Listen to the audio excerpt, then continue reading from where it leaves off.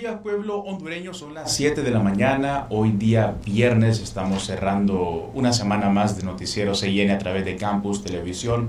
Hoy 18 de julio venimos siempre hablando de las situaciones que se están dando en el país. Creo que a lo largo de estas últimas semanas hemos estado conversando acerca de los problemas y analizando más problemas uno tras otro aquí en la nación.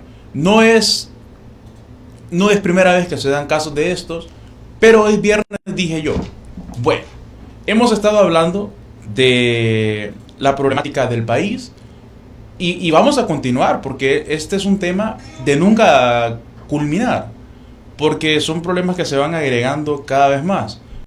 Una situación que inició de una manera y al final otro problema más se le agregó desafortunadamente, pero así es la noticia y así son todos los países hasta cierto punto.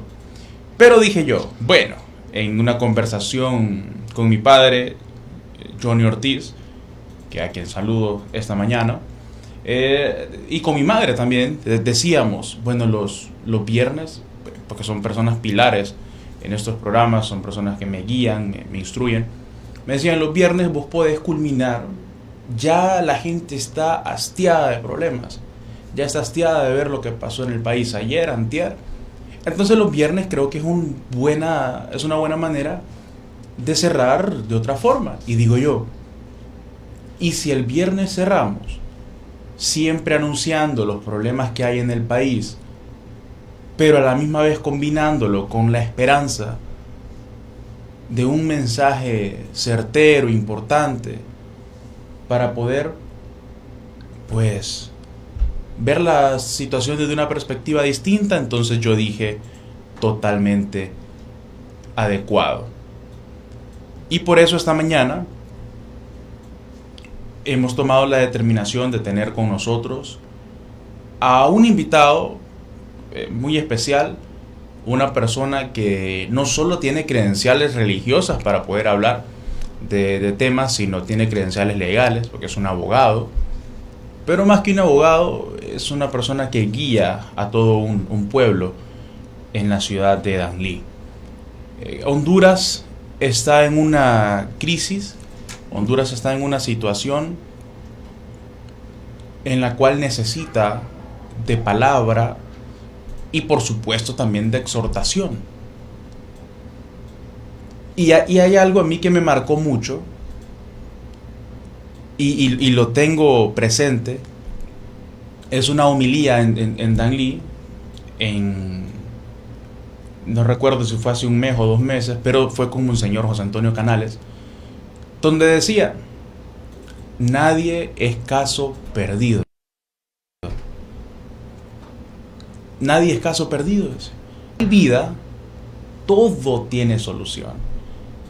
Hay veces que condenamos a nuestros primos, hermanos, amigos, vecinos, o a veces condenamos al país y decimos, no, el país ya es caso perdido. Entonces cuando Monseñor José Antonio Canales dijo, pero todo tiene solución, porque entonces Jesús hubiese condenado a Pedro por su carácter o por su manera de actuar, pero nunca lo dio por caso perdido. ¿Y por qué traigo esta reflexión? Porque el país no está perdido, nuestros políticos no están perdidos. Mientras haya vida, hay oportunidad de poder solucionar esa situación. Y esto lo escuché del mismo Monseñor José Antonio Canales hace, creo que un mes, por mucho. Está con nosotros esta mañana desde la diócesis de Danlí, la cual él dirige junto a otros sacerdotes, por supuesto. No sé si son más de 400,000 personas que están dentro, o sea, en el pueblo como tal, y son más de 20, 15 parroquias, realmente desconozco, pero sí sé que es una ardua labor que hace Monseñor José Antonio Canales en el país. Bienvenido, buenos días, Monseñor, un placer estar aquí con usted. Buenos días, me agrada mucho poder estar en tu programa,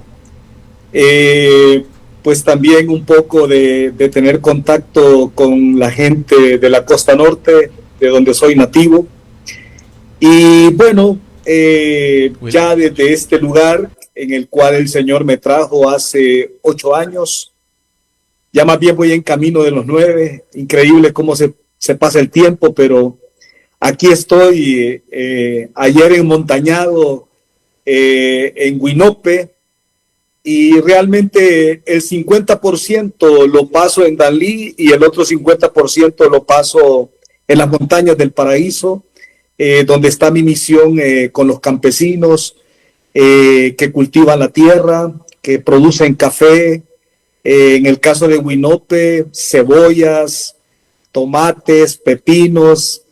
Entonces estoy en un departamento sumamente agrícola, con un poco de ganadería también en el sector del Valle de Jamastrán y un poco de industria aquí en lo que es la ciudad de Danlí. Contento porque uno siempre debe estar contento donde el Señor lo tiene, y más todavía cuando los paraíseños han sido tan bondadosos, tan acogedores y cariñosos con mi persona. Entonces, ¿qué más puedo desear a la vida que estar en un lugar como este? Monseñor, pero hay algo para iniciar y poner en contexto.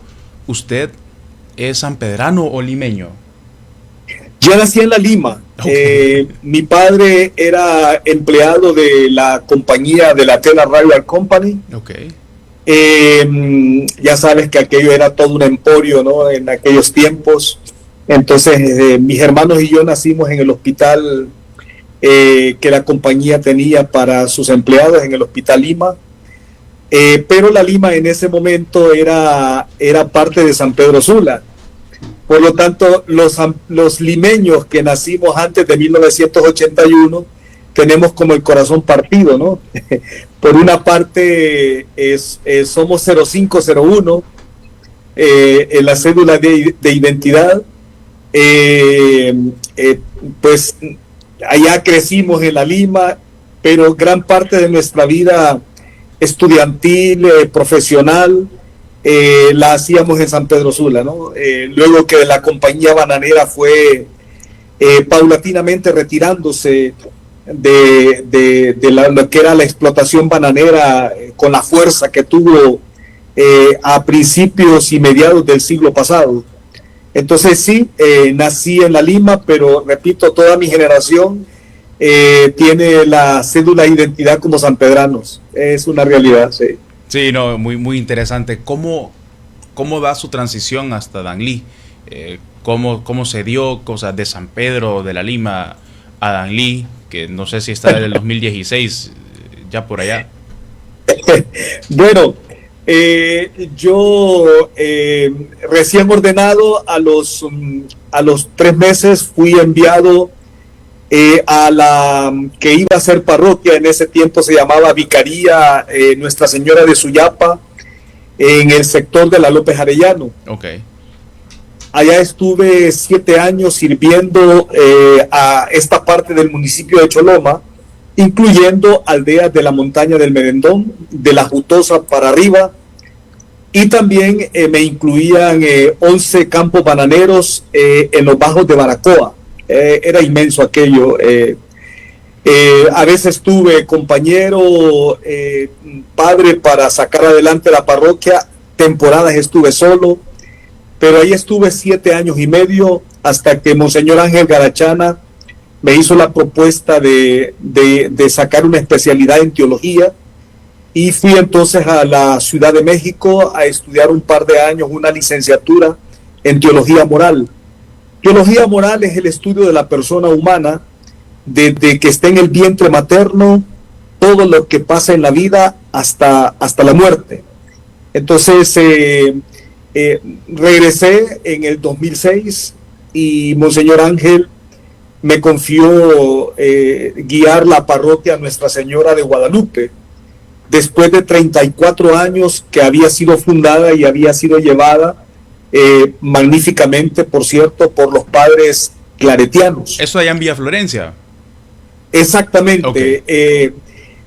La parroquia es todavía desde el sector de Jardines del Valle, cruza el Boulevard del Norte, toma el sector de Expocentro, la colonia Las Brisas, sí, y termina en el anillo periférico. Inmenso aquello. Eran 8 iglesias, pero diferente al campo, que en el campo las aldeas están diseminadas, pero la población es pequeña. En la Guadalupe tenía pues misas muy concurridas, desde la iglesia Espíritu Santo del sector de Jardines del Valle hasta el sector de los habitantes de los bordos del río, ¿no? Y entonces ahí tenía feligreses tanto en la Sagrado Corazón de Jesús, la iglesia, como también la iglesia de San Miguel Arcángel, que está al otro lado del anillo periférico. Entonces ahí estuve por 9 años, casi una década, una experiencia muy interesante porque me tocó el cambio de llevar la parroquia de la antigua sede, que estaba junto a la cervecería hondureña, y la pasamos a lo que es el centro de Villa Florencia, ¿no? Allí. Entonces, con un estacionamiento y pues una iglesia más cercana al pueblo, pues porque allá estábamos como en medio de fábricas y no había pueblo, y era lo que el sueño de Monseñor Ángel siempre fue, que la Guadalupe quedara en medio de las familias, en medio del pueblo, en medio de la gente, y se logró, gracias al Señor. Bien. Pues con el fallecimiento del querido y recordado padre Saturnino Cenis en la catedral de San Pedro Sula, sí, Monseñor Ángel me avisó, ¿verdad?, ante la gravedad que tenía el padre Saturnino. Me dijo: prepárate porque las noticias no son muy halagüeñas. Realmente el padre Saturnino está grave, me dijo, grave, prepárate porque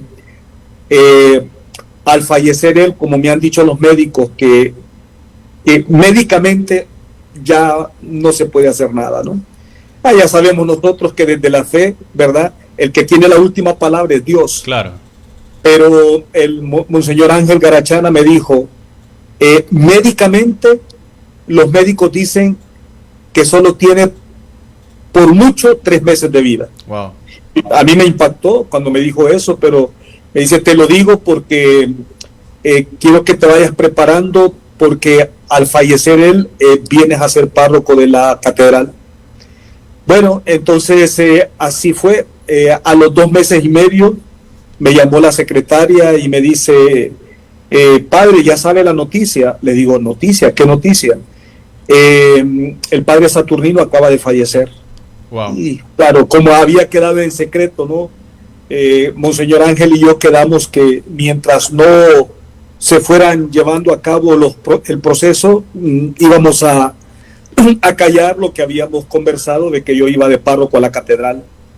El 29 de junio del 2015, hace 10 años, lo publiqué hace poco, Monseñor Ángel anunció al final de la misa del Santo Patrón, San Pedro Apóstol, de que el nuevo párroco de la parroquia catedral del mismo nombre era mi persona, ¿no? Entonces, pues asumí, como siempre, asumí con alegría, con obediencia, esta nueva etapa de mi vida en la catedral. Me encontré con muchos desafíos en la catedral. La catedral había sido un sitio muy irrespetado. Voy a decir cosas que tal vez impacten, ¿no? Pero la catedral de San Pedro Sula era utilizada incluso para traficantes de drogas. Wow. Sí. Había personas que se sentaban en una banca y comenzaban a llegar los clientes. ¿Adentro de la iglesia? En la última banca, allí voy a estar, en la última banca de la catedral.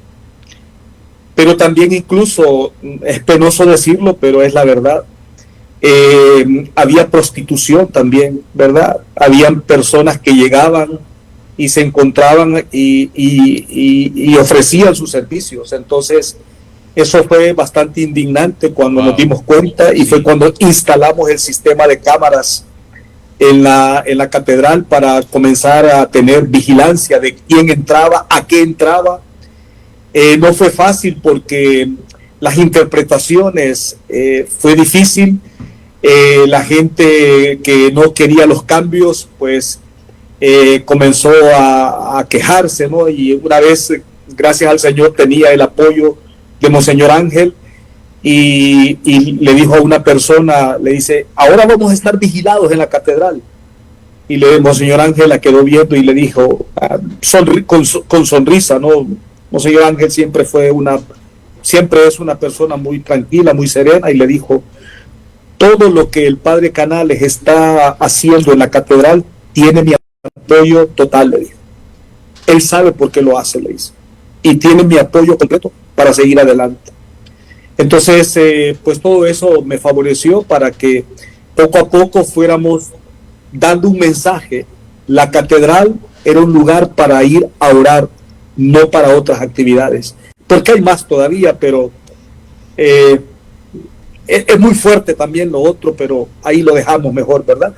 La catedral como lugar de tráfico de drogas, y la catedral también con personas que ejercían la prostitución y increíble, buscaban clientes adentro.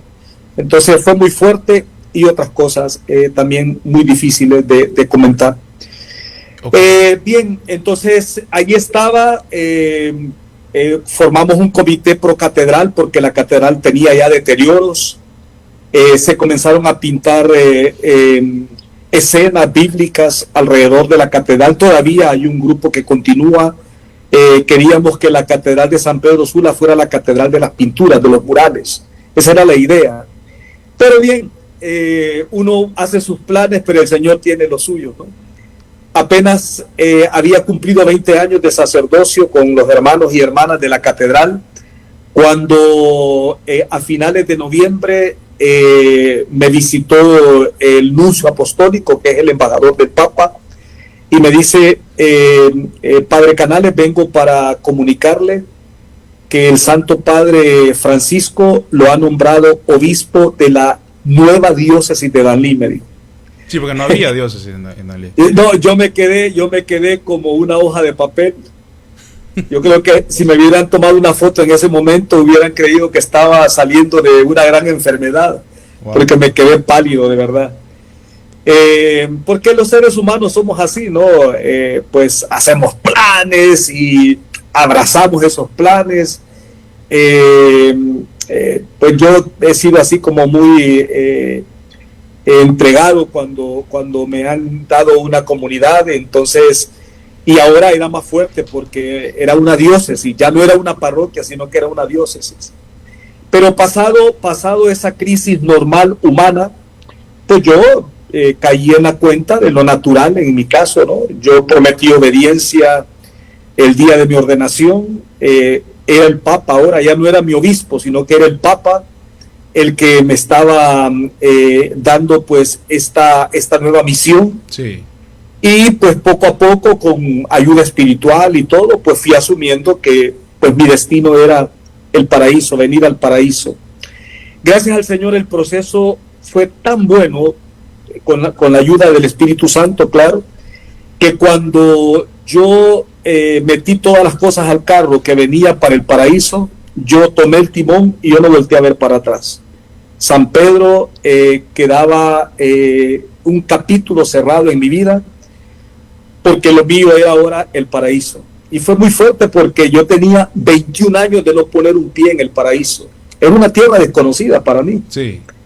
Entonces, ¿ha San Pedro pero Sula? Repito, el cariño de los paraíseños, en primer lugar, ¿verdad?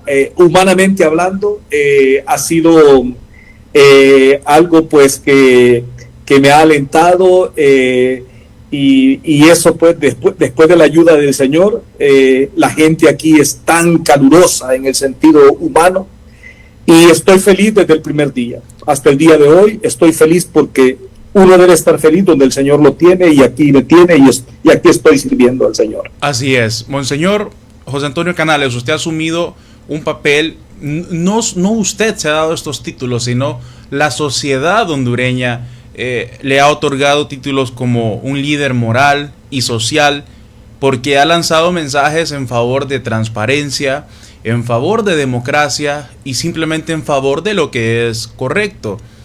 Actualmente, Honduras está atravesando es una historia, bueno, muy interesante, que si nosotros nos ponemos a hablar de todo un poco, vamos a ocupar de aquí hasta las 10 de la mañana, si es posible, pero sabemos que el tiempo es valioso y su agenda es muy apretada. Pero Honduras actualmente está pasando por una etapa muy complicada, donde la ciudadanía está llena de incertidumbre, donde la ciudadanía no tiene idea qué es lo que va a pasar.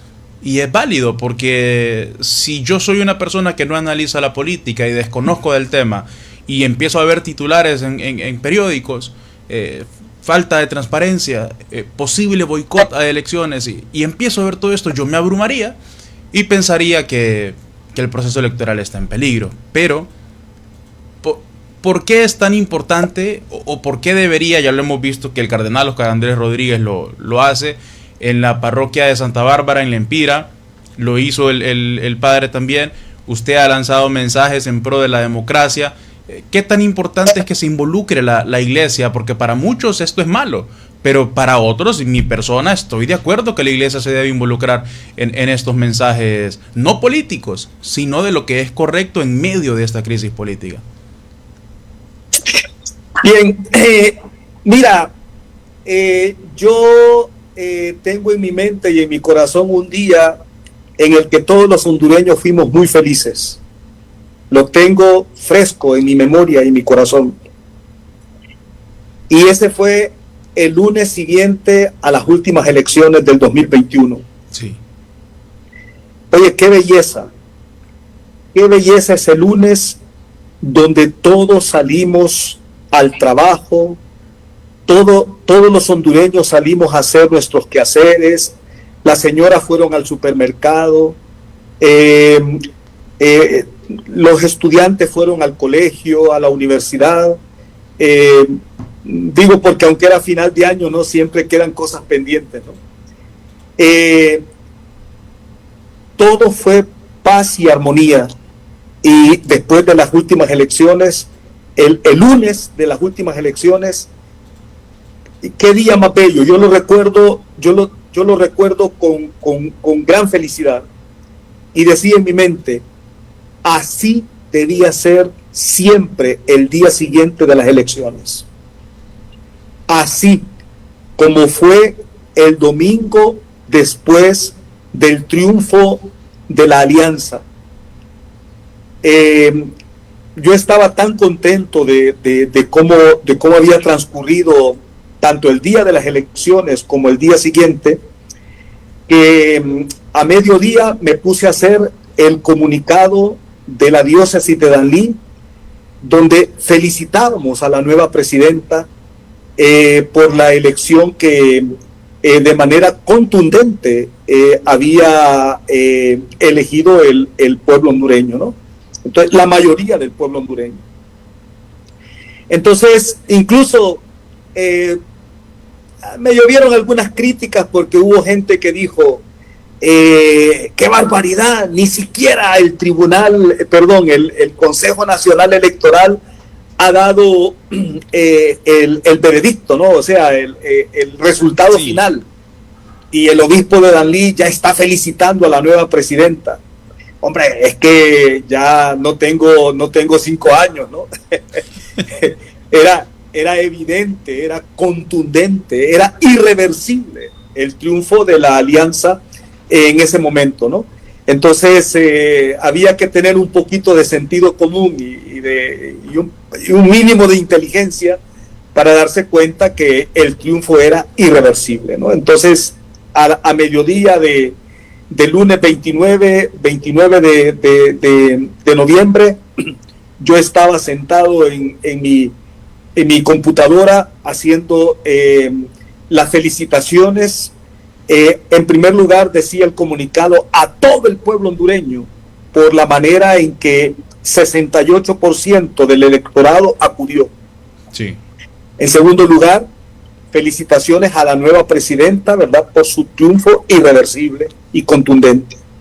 Y luego felicitábamos a los alcaldes electos, felicitábamos a los diputados electos, y bueno, pues aquello era también al final como iglesia Diócesis de Danlí, porque yo no puedo hablar por toda la iglesia hondureña, porque tenemos un presidente de la conferencia episcopal, en ese momento era Monseñor Ángel Carachana, y dije, en nombre de la Diócesis de Danlí, nos ponemos a disposición de las nuevas autoridades nacionales, de las autoridades municipales y de los diputados del Departamento del Paraíso en todo aquello en que la iglesia pueda ayudar para la búsqueda del bien común, para la búsqueda de que esas mayorías tan abandonadas en 200 años, es que tenemos 200 años de una falta de equidad, de una falta de justicia social, ¿verdad? Eso solamente lo puede negar una persona ciega, no podemos ser ciegos. Tenemos 200 años en que no hemos podido lograr que el país tenga esa equidad, ¿no? Que permita que la mayoría de los hondureños, al menos la mayoría, esté viviendo con dignidad. ¿Qué significa vivir con dignidad? Que haya una alimentación pues que sea verdaderamente nutritiva, que haya un techo, que haya educación, que si un miembro de la familia se enferma, hay hospitales para llevarlo y ser bien atendido. El ser humano no quiere ser millonario, el ser humano lo que quiere es vivir con dignidad. Entonces, de tal forma pues que nos pusimos a disposición de todas las autoridades elegidas en el 2021 como Iglesia Diócesis de Danlí para apoyarlos en todo lo que fuera de nuestra parte, un apoyo para llegar, ¿verdad? Llegar a todas estas personas que tanto sufren y siguen sufriendo en el país. Entonces, eso un poquito para comentarte. Luego, con tu pregunta, mira, realmente muchas opiniones que se dan son por ignorancia, yo así lo tomo. Por eso no tomo a pecho algunos comentarios a veces bastante hirientes, ¿verdad? Que uno tiene que soportar. Porque el que dice que la iglesia no debe meterse en política, es que no lo dicen por mala intención, digo yo, sino que lo dicen por ignorancia. Okay. Porque ignoran completamente la doctrina social de la iglesia, ¿no? El evangelio no puede quedarse en palabras bellas, el evangelio tiene que llegar a la vida concreta de las personas. Jesús predicó, pero también socorrió a los que lo necesitaban. Jesús no dijo, a mí no me traigan ciegos, a mí no me traigan mudos, a mí no me traigan personas enfermas, porque yo a lo que he venido es a predicar el evangelio. Jesús no dijo eso. Era un hombre tan organizado que tenía tiempo para predicar, pero también tenía tiempo para socorrer a las personas que tanto necesitaban, ¿no? En aquel momento solamente basta un poquito de imaginación para trasladarnos al mundo de hace 2000 años. No es el mundo de hoy. El mundo de aquel tiempo no tenía los avances científicos que tiene la humanidad en el 2025, ¿no? Entonces Jesús curaba a los enfermos en tiempos donde no existían los hospitales en el concepto que tenemos hoy de hospital, ¿no? No existían. Habían personas que eran conocidas como médicos, pero todo era empírico, ¿verdad? Era empírico. Entonces, así contesto un poco tu pregunta. Quien dice que la iglesia no debe meterse en política, no sé qué intención tendrá, ¿verdad?, en su corazón, pero yo quiero creer que es más por ignorancia que por mala intención, porque hay que leer la doctrina social de la iglesia, que es el evangelio puesto en la vida concreta de una sociedad.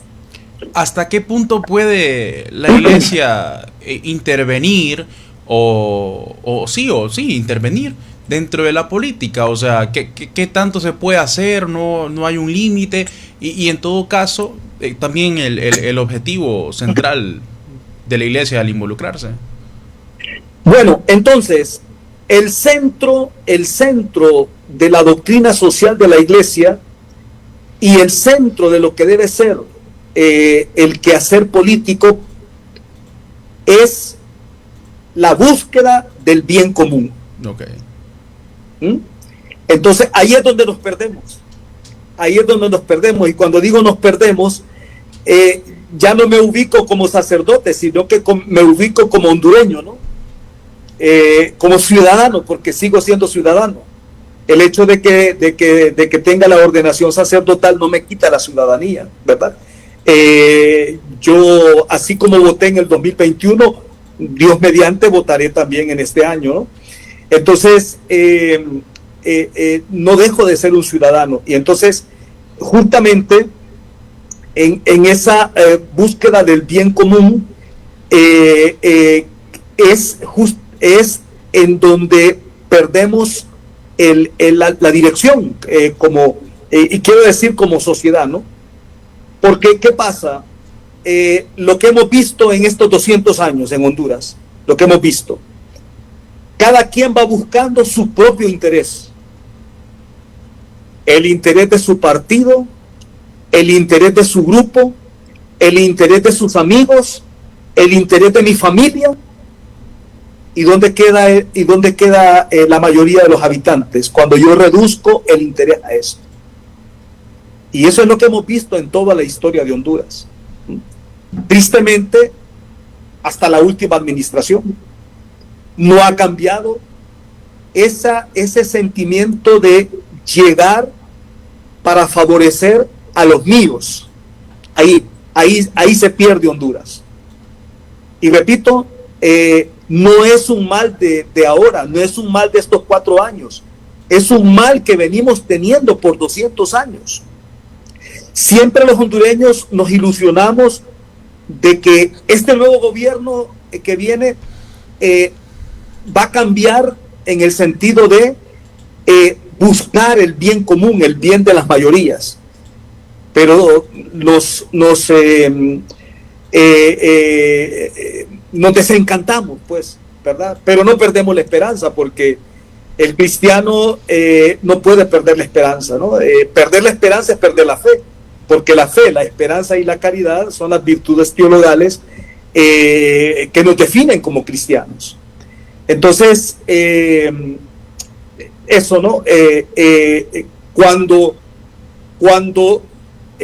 no nos quitamos esa mala costumbre, repito, de ir en la búsqueda del bien personal, familiar, de partido, de grupo, de simpatizantes, mal de 200 años, no de ahora solamente. Entonces allí es donde queda desprotegida la mayoría de los habitantes del país. Se habla, monseñor, bueno, usted comentó algo que no quiero que se me olvide. Usted me comentó que así como votó en las elecciones pasadas, votará en estas elecciones también. Claro, por supuesto que no le voy a preguntar por quién votó ni por quién va a votar, que eso es un hecho, no le voy a preguntar eso. Pero, ¿qué guía o cómo se pueden guiar los ciudadanos para decir, ¿acaso voté por la persona correcta? ¿Voy a votar por la persona correcta? ¿Cómo se pueden guiar el ciudadano laico o el ciudadano común para poder ejercer el voto de manera correcta? Bueno, gracias por la pregunta, porque fíjate que justamente antes de las elecciones la Iglesia lanza una campaña, y la campaña es para votar en conciencia, votar de forma madura, votar de manera responsable. Y la Iglesia da unas pistas, dice: la trayectoria de la persona, su vida personal, profesional, su vida de vecino de una comunidad, si ha sido ya antes servidor público, ¿qué tal lo ha hecho? Dice la Iglesia, esas son pistas para saber por quién voy a votar. Entonces ahí la Iglesia un poquito separa, ¿no? Lo que es en un país como Honduras, donde ideológicamente a veces no hay como unas definiciones, ¿no? En otros países está más definido y se cumple más los postulados que el partido presenta ante el pueblo. Lo que pasa es que estamos en un país donde la gente, los hondureños, leemos muy poco. Yo les digo a mis hermanos obispos cuando se lanza un comunicado, por ejemplo, no hagamos comunicados de 2 hojas porque nadie lo va a leer. Tratemos de que se diga todo en una hoja porque los hondureños lo van a leer, porque lamentablemente no hemos sido cultivados en la lectura. Entonces, la iglesia pues invita antes de las elecciones a escudriñar en la vida de los candidatos para que sea un voto con madurez, con responsabilidad y más allá de colores políticos, votar por la trayectoria de las personas. Fíjate que esa ha sido mi guía para votar desde que entré a ser parte de un grupo juvenil hace 40 años. Hace 40 años yo entré a formar parte de la pastoral juvenil. Allí la iglesia, porque ya en ese tiempo comenzaba la democracia con las elecciones del primer presidente de la época, de la era, ¿no? Entonces la iglesia pues ya nos ilustraba, ¿verdad? Votar por la trayectoria de la persona más que por la bulla del color político, ¿no? En ese tiempo de su juventud, ¿quién fue el presidente? El primer presidente que yo recuerdo que yo participé en la elección, no voy a decir si voté o no voté por él. No, claro. Fue Roberto Suazo Córdoba. Okay. Yo soy de la época, bueno, fue un poquito gracioso porque apenas tenía unos meses de haber cumplido los 18 años cuando ya me tocó votar en las elecciones para elegir al nuevo presidente. Sí. Wow. Bueno, no, interesante. Muy interesante. Se habla, monseñor, y tengo que preguntarle esto con el mayor de los cuidados.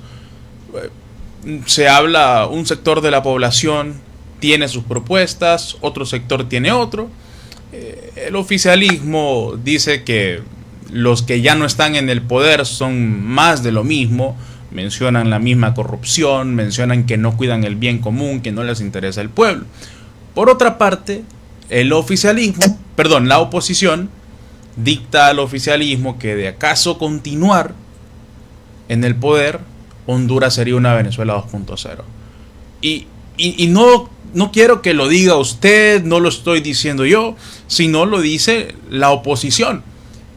De suceder algo como lo que está ocurriendo en nuestros hermanos países como Cuba, Venezuela, Nicaragua, ¿qué tan grave sería para Honduras, tanto como a la ciudadanía en general y a la iglesia? Bien, yo creo que eso nos llevaría ya a estar abajo de Haití, ¿no? Tristemente estamos contados entre los 4 países más pobres del hemisferio occidental, ¿verdad? Entonces, sistemas que a todas luces han sido un fracaso, no es lo que necesita Honduras. Honduras necesita, en primer lugar, líderes que se olviden para siempre de esa búsqueda del bienestar familiar, personal, de grupo y de partido. Es que necesitamos eso, porque como decía una persona en una ocasión, las elecciones ya pasaron y a veces se llega al poder y se piensa que todavía estamos en elecciones. No, al día siguiente de las elecciones el presidente es presidente de todos. Sí. La presidenta es presidenta de todos. El alcalde es alcalde de todos. El diputado tiene que servir al departamento por el cual fue elegido. Entonces, es ridículo que después de las elecciones estemos pensando como que estamos en campaña. No puede ser así. Entonces, en primer lugar, Honduras necesita eso, un liderazgo que al día siguiente de haber sido elegido se olvide de partidismos y ejerza la búsqueda del bien común de todos, no solamente pensando favorecer a unos. Es una cosa tremenda, ¿no? Por eso yo no estoy de acuerdo que los que los candidatos lleguen comprometidos, ¿verdad? La gente tiene que apoyar porque conocen su trayectoria, porque conocen su caminar, porque conocen su conducta cuando ha sido empleado público, y por ahí tenemos que comenzar, ¿no? Presidente o presidenta de todos, alcalde de todos, diputado para servir a todos los de su departamento, diciéndolo de esa manera porque pues los diputados van por departamento, ¿no? En segundo lugar, cambiar la imagen del país. Honduras tiene una imagen tan deteriorada que aleja las inversiones. Y si se alejan las inversiones, tenemos desempleo. Fíjate que una persona, me gustó mucho el pensamiento, decía, a Honduras se le tilda fuera de ser un país violento y que la violencia es el principal problema del país. Y decía, no es cierto. El principal problema de Honduras no es la violencia, es la falta de empleo. Aquí cerca de nosotros tenemos dos países que no son potencias mundiales, fíjate, no son potencias mundiales. Me refiero a Panamá y me refiero a Costa Rica. He visto pasar miles y miles de migrantes por Danlí, pero nunca me encontré ni con un costarricense ni con un panameño. Okay. Y no son países potencias económicas, pero ¿cómo podemos deducir? Que lo poco que tienen lo han sabido distribuir y son países que hacia el exterior dan una imagen de estabilidad. Las empresas van, hay empleo y el empleo es bienestar para las familias.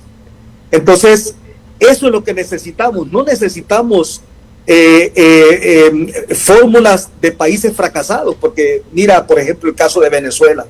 Yo soy de la época donde se miraba a Venezuela con envidia, era la envidia de América Latina, el país que construyó el metro más moderno del mundo y una ciudad universitaria en Caracas que fue declarada Patrimonio de la Humanidad. Hoy la ciudad universitaria de Caracas se cae a pedazos. Entonces, un país que no era perfecto, no existe el país perfecto, no existe, ¿verdad? Sin duda tenía sus desafíos como cualquier otro país de América Latina, pero hoy hundido de tal forma que jamás mi generación imaginó que venezolanos iban a pedir en los semáforos en Honduras. Eso nadie se hubiera imaginado, ¿no? Pero ha ocurrido y ahí está, ¿no? Entonces, lo que necesitamos, repito, es un país con un liderazgo que después de ser elegido se olvide ya de la campaña y sea el líder de todos, ¿no? Necesitamos mejorar la imagen del país para que hayan inversiones y al haber inversiones hay empleo. Las familias no se separan porque qué doloroso es cuando un padre se va, porque se va para siempre. No nos engañemos. Cuando sobre todo un padre de 30 años, una madre de la misma edad, que es la edad donde se van la mayoría, se van para siempre. Esa familia nunca se vuelve a restaurar. Entonces, si hacemos un recuento de la destrucción de la familia que ha hecho la falta de empleo, nos asombraríamos de las cifras, ¿verdad? Entonces, necesitamos modelos que han triunfado en el mundo, no modelos que han fracasado. Usted en Danlí, cuando mira a todos esos migrantes pasar, usted me comentaba que no ha visto ni de Panamá ni de Costa Rica. ¿De dónde ha sido más?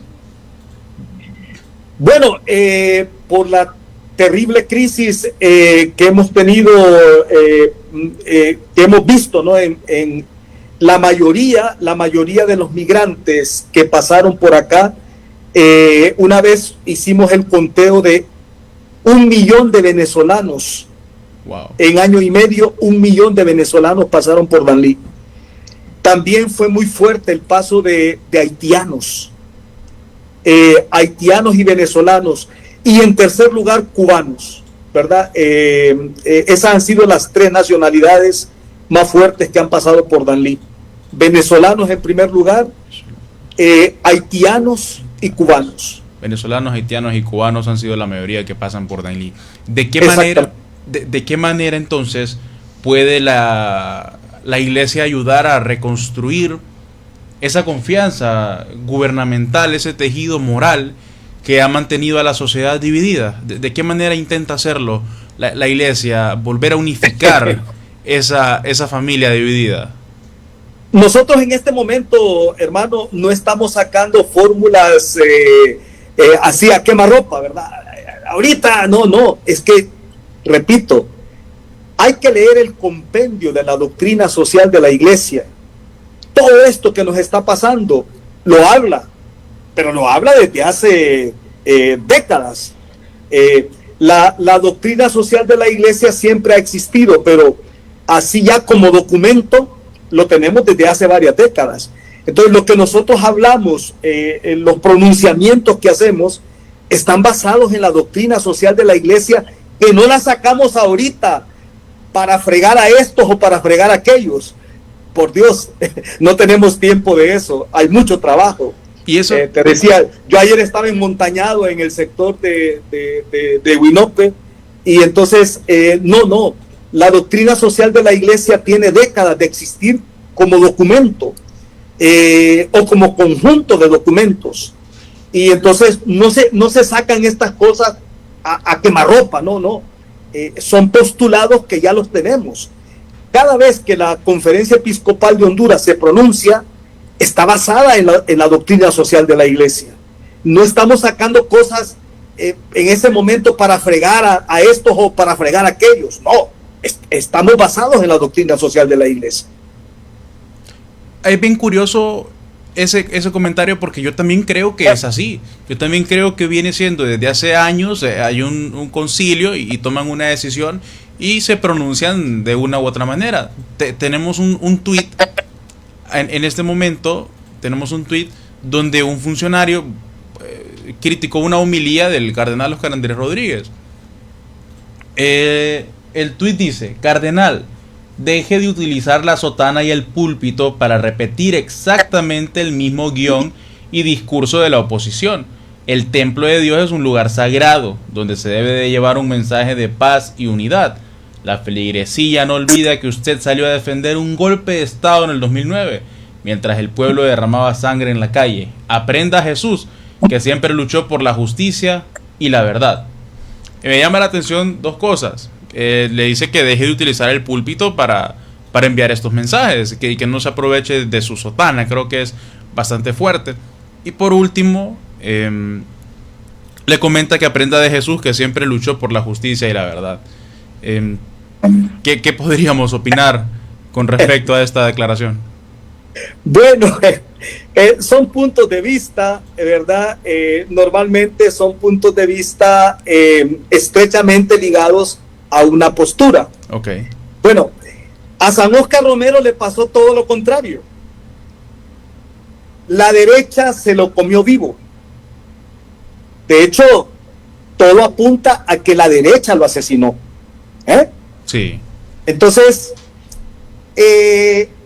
si la iglesia dice linduras de mi postura, qué bueno como habla el obispo tal, debe seguir porque esa es la postura. Bueno, mientras la persona habla no de acuerdo a ese partido, sino que de acuerdo a la doctrina social de la iglesia, ya dicen que está con este partido, ¿no? Pero como dijeron muchos comentarios cuando yo felicité a doña Xiomara al día siguiente de las elecciones, dijeron ya, él es de Libre y él votó por ella. Bueno, yo me reía, ¿no? Porque no me baso yo en este tipo de posturas, porque mira, uno pues por algo la vida nos ha dado estudios y hay que aplicarlos para la vida concreta y entender al ser humano en ese sentido, ¿no? Entonces todo apunta a que a San Óscar Romero, todas las investigaciones apuntan que la derecha lo asesinó. La derecha lo asesinó. Entonces en ese momento las guerrillas que eran de índole marxista decían que, bueno, que obispos como San Óscar Romero era una cosa maravillosa, maravillosa. No era que Monseñor Óscar estaba con la izquierda ni con la derecha. Monseñor San Óscar Romero, ahora para nosotros, estaba llevando el evangelio a sus homilías y miraba las injusticias que estaban pasando y tenía que denunciar a un sector que estaba cometiendo barbaridades en ese momento. Entonces, así es, ¿verdad? De hecho, Jesús dijo de que si íbamos a seguirlo, que paráramos. Así dijo Jesús, ¿verdad? Prepárense porque los azotarán, los llevarán a los tribunales. Y bueno, Jesús fue clarísimo. Entonces, así como un equipo, y todo el mundo repite por la derecha salvadoreña. Así es nuestra vida, y nos toca, y qué vamos a hacer, seguir adelante como un equipo salvadoreña. Así es seguir adelante, apegados al evangelio y a la doctrina social de la Iglesia. Punto final. De ahí que nos lleva y hacer, pero esa es la postura. No hay nada en el momento, sino que debemos tener el evangelio y la doctrina social de la Iglesia. Muy bien.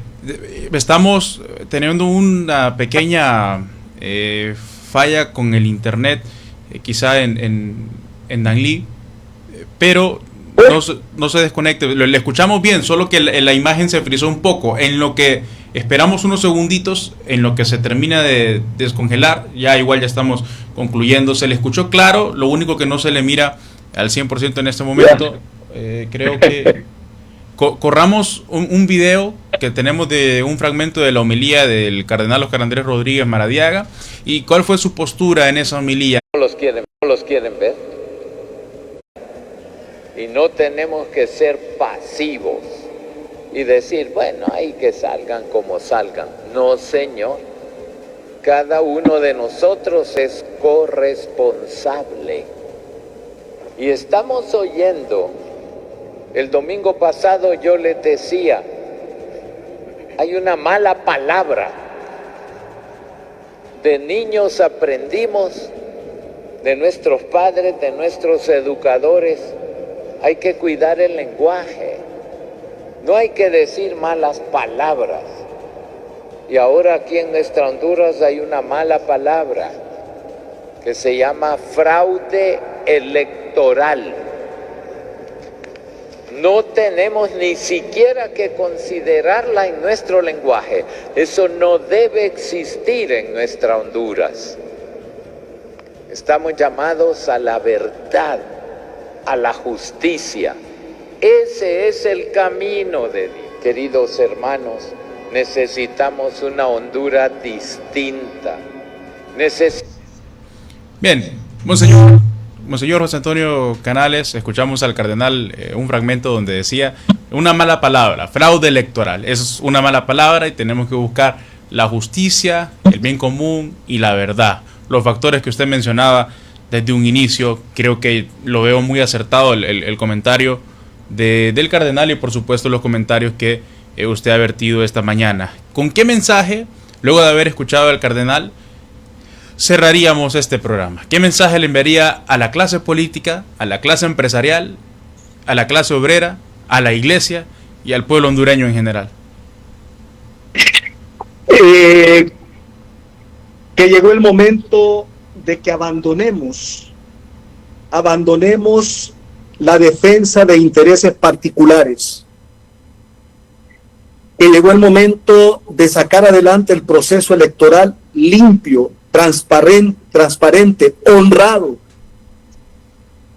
y que el que triunfe realmente sea el que fue votado por la mayoría de los electores.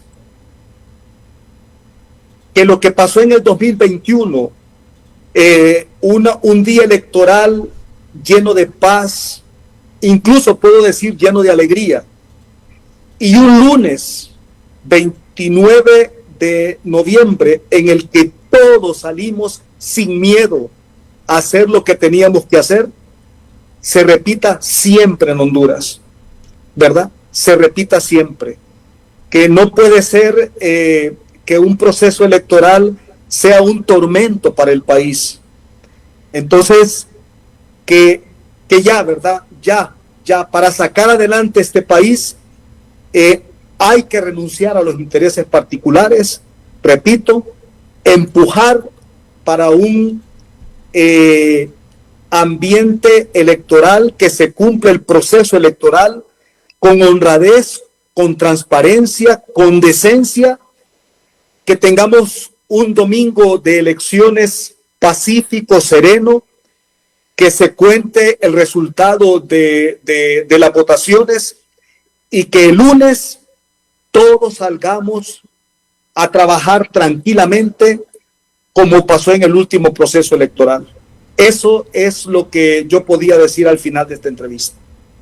Muy bien, muchísimas gracias, monseñor. Ha sido un privilegio poder conversar con usted, una persona bastante prudente, una persona que busca la verdad y sobre todo solicita el bien común, como lo hizo en su mensaje en el mes de junio a la clase política, que buscaran la verdad, el bien común y bueno, sobre todo la transparencia primero que nada. Le mando un fuerte abrazo hasta Danlí, le mando un saludo a toda la querida diócesis de Danlí, ya que mi madre es de esa ciudad, de ese pueblo, y pues espero tener la oportunidad de reunirme pronto con usted. Un fuerte abrazo.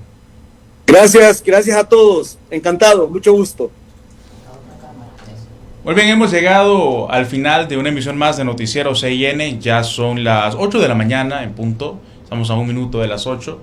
Así que, nada, creo que es bastante importante el involucramiento de la iglesia en general en este tipo de actividades, sobre todo en la política. De una u otra manera no se puede quedar por fuera. Nosotros volvemos el día lunes a las 7 de la mañana, pero usted manténgase informado, manténgase pendiente en las redes sociales, @noticiero_CIN en el Instagram y Noticiero CIN en el Facebook, y por supuesto descargue la aplicación, también estamos en TikTok, Noticiero_CIN, y descargue la aplicación Campus TV para que usted pueda estar pendiente de toda la programación 24/7. Un fuerte abrazo y que estén bien.